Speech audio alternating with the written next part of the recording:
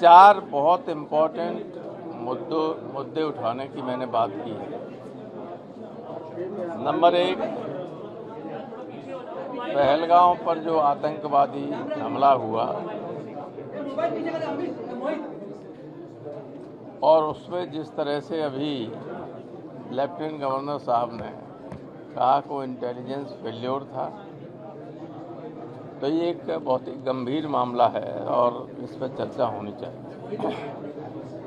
दूसरे, ऑपरेशन सिंदूर जब चल रहा था उस दौरान अमेरिका के राष्ट्रपति ने ये कहा कि हमने ये बंद करवा दिया है युद्ध, इमीडिएट, कंप्लीट, टोटल।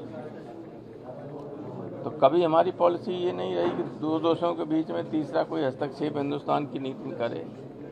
लेकिन अब तो कल उन्होंने ये भी कह दिया 5 जेट गिराए गए थे और परसों ये भी कह दिया था कि बहुत नज़दीक ही हम एक ट्रेड डील करने वाले हैं इंडोनेशिया की तर्ज पर।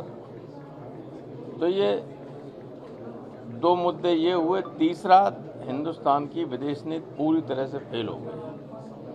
विदेश नीति वो सफल होती है जिसमें हमारे मित्र देशों की संख्या बढ़े और शत्रु देशों की संख्या घटे। अब आप चारों तरफ हिंदुस्तान से लेकर दुनिया के किसी कोने में देख लीजिए, ऑपरेशन सिंदूर पर या पहलगांव की घटना पर दुनिया के किसी भी देश ने हमारा साथ नहीं दिया, किसी भी देश ने। इससे इतनी खराब हो गई।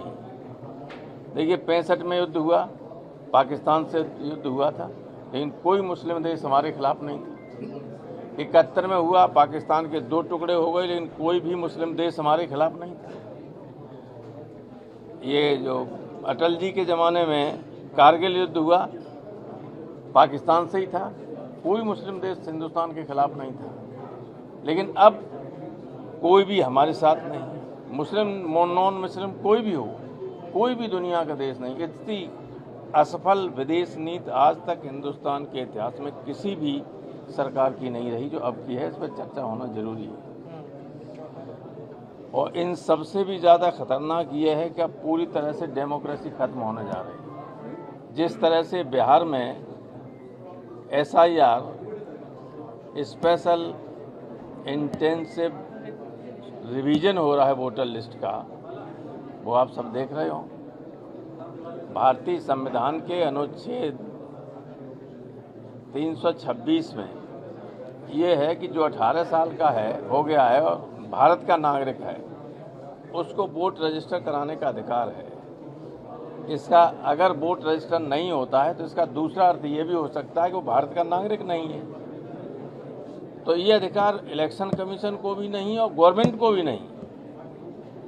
ये उसका अधिकार है कि अगर वो भारत का नागरिक है और 18 साल या उससे ऊपर है तो उसका वोट होना चाहिए।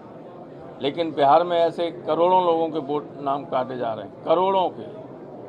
4-5 करोड़ लोग तो उनके बिहार के दिल्ली से लेके अहमदाबाद, बम्बई और इस जगह हैं, सब यहाँ मजदूरी करते हैं। इस दिल्ली को बनाते हैं और दिल्ली वाले उन्हें बिगाड़ते हैं।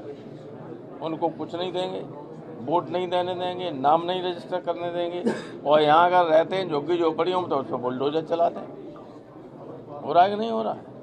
क्या कहा था चुनाव के वक्त बीजेपी ने यहाँ कि जिसकी यहाँ झुग्गी झोपड़ी होगी वही मकान मिलेगा। अब क्या कर रही है मुख्यमंत्री? तो ये सारी चीज़ें हैं जो बहुत गंभीर बातें हैं। इन पे मुझे नहीं लगता कि गवर्नमेंट कोई चर्चा कराएगी। ये हमेशा इस तरह की मीटिंग होती है चुनाव से इसके पहले, सेशन से पहले, और उस पर अमल कभी नहीं होता है।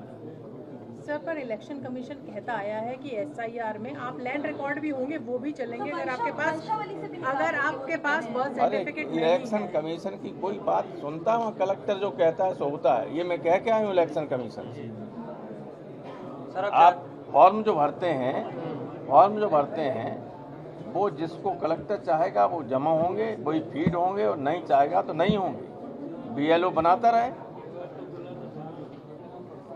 इलेक्शन कमीशन व्यवहार में इलेक्शन कमीशन का जिले पर कोई असर नहीं अब रहा है। अब कोई टीएन सेशन नहीं है।